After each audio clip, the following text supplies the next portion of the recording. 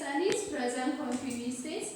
Present continuous tense is used to talk about actions that happening now. When action taking place at time of speaking, we use present continuous forms. The form is subject plus am, is or are plus ing form of the verb. When we want to talk about actions taking place the time of speaking, we use present continuous tense. When we talk about action, what we are doing now, we can use present continuous form of the verbs.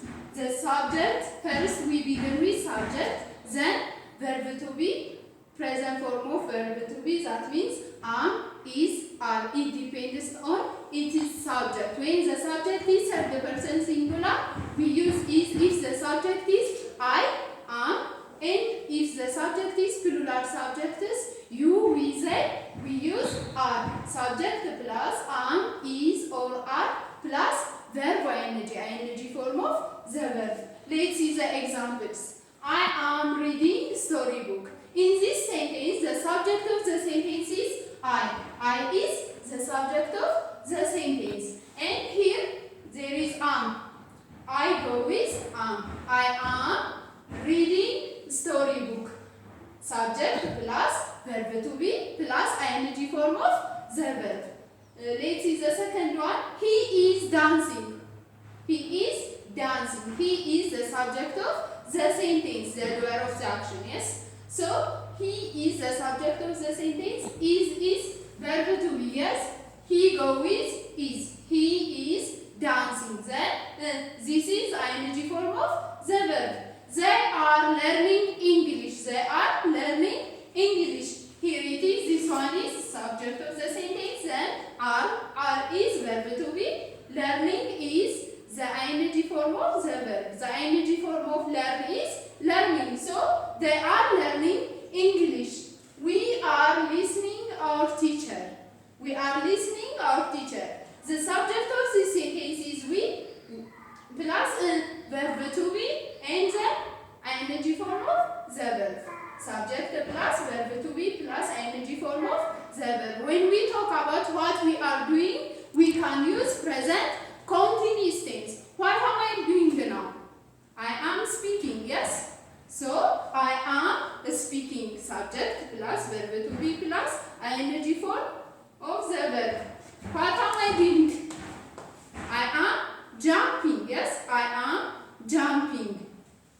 Let us do it, the exercise. Write the correct form of present continuous form of the verb from the bracket. We have to change the base verb into ing forms. Then we have to use verb to be according to the subject of the sentence. If the subject is you, they, and we have to use are. And if the subject is I or I am, if the subject is he, she, it, Alamu, the student.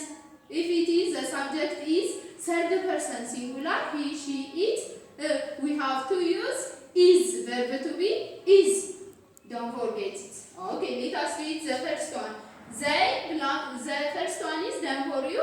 They are raising hands for question. They are raising hands for question. There is verb here, raise. What is the ing form of the verb raise? Raising, yes. So here I use verb to be are plus ing form of raise, raising. Okay. The second one is the class belong together. The base verb is discuss. What is the ing form of discuss? Discussing. Yes. So the class is singular subject. Yes.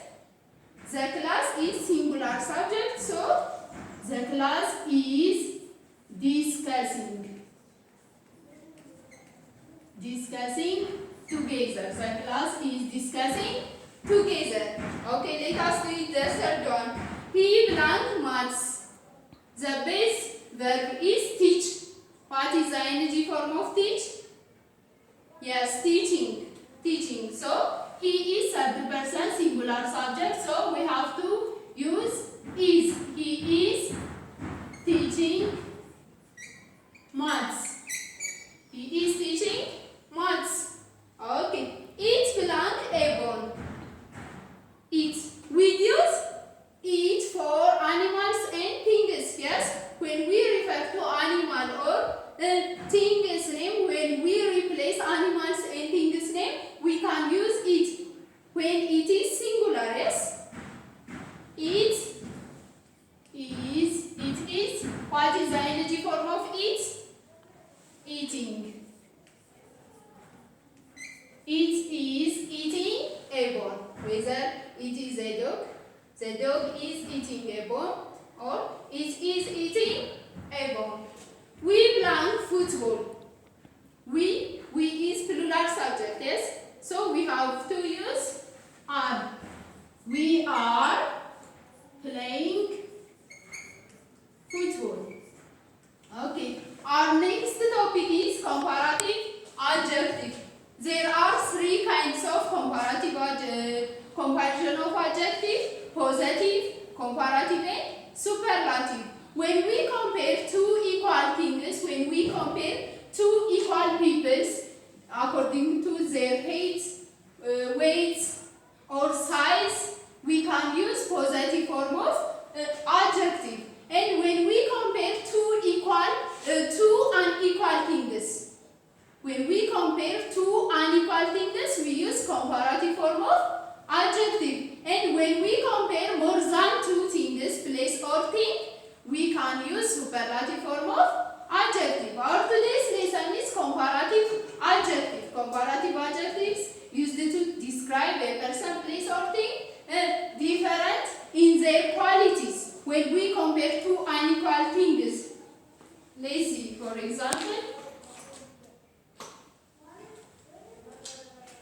this dog is longer than this one, yes?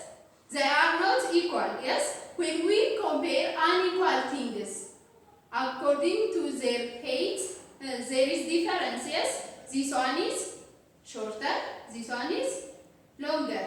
This dog is shorter than this one. This dog is longer than this one. Yes? When we compare two unequal things, we have to use than,